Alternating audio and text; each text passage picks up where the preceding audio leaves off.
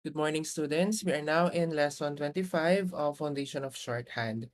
For this lesson, you will learn the symbol for the sound of ort, the symbol for the sound of ea, and outlines for days and months. Okay, first we have the ort words. The sound of ort, as in port, is written with the O and T symbols. For the ease of writing, the R is not written. Example, P, port, port. Okay, so letter R is removed, okay, for the ease of writing. Next, P, port, ball, portable. D, P, port, deport. Re, P, port, report. Re, P, port, ted, reported. Then, re, P, port, R, reporter. SP port, support, sport. And SP port S, sports. ARP port, airport. ARP port S, airports. S port, sort. Re S port, resort. AS port, assort. AS AS orted, assorted, and AS ornament again. AS ornament assortment.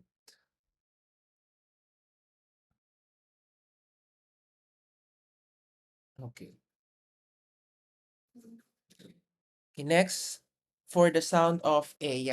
So the sound of E followed by an A, as in area, is represented by an A circle with a dot in it. So this is the symbol. A with a dot inside. So the dot is added after the body of the outline has been written. Example, area, area, areas. So notice that I only put the dot in the circle after I finish writing the body of the outline. T, create. Created, created. Creation, creation. Piano, piano. Appreciate, appreciate.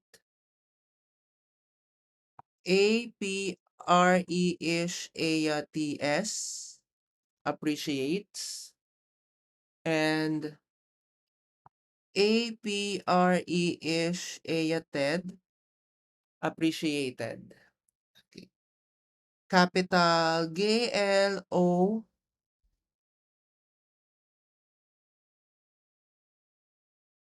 capital GLORA, Gloria.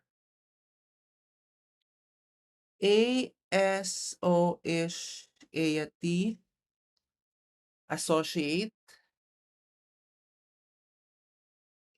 Capital GAR, again. Capital GARS, Aya, Garcia. Okay, now for the days and months. So the sound of the first syllable is written for each day of the week. Fry for Friday, for example. Okay.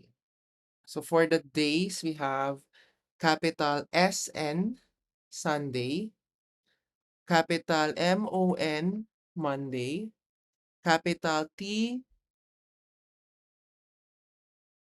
capital TUS, Tuesday, capital UENS, Wednesday, capital IFRS, Thursday, capital FRI, Friday, capital SAT, Sunday. Okay, now for the months, the sound of the first syllable is written for each month of the year, except for the 5 months, March through July, which are easy to write in full. So we have here the months. Capital JAN, January.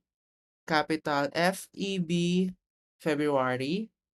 Capital MARJ, March. Capital APREL, April. Capital MA, May. Capital JUN, June.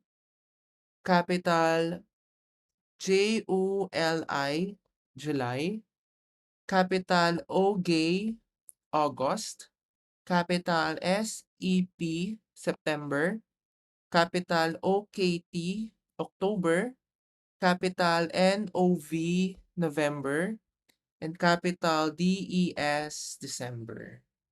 So again, for lesson 25, we have discussed the outlines for months, the days, the symbol for Aya, the symbol for Ort.